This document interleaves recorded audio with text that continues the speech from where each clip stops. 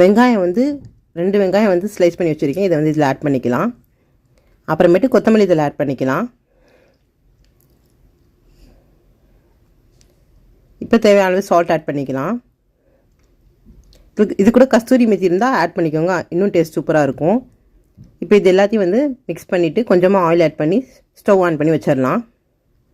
இப்போ மூடி போட்டு சிம்மில் வச்சு கொஞ்சம் கொஞ்சமாக கிளறி விடுங்க.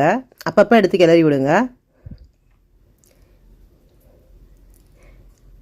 இதே மாதிரி கிளறி விட்டுட்டு இருந்தீங்கன்னா சூப்பரான அவசர சிக்கன் வறுவல் வந்து தயாராகிடுச்சு.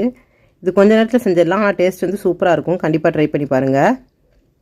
அப்பப்போ எடுத்து கிளறி விட்டுக்கிட்டே இருங்க. அவ்வளோதான், சிம்மில் வச்சுட்டு கிளறி விடணும்.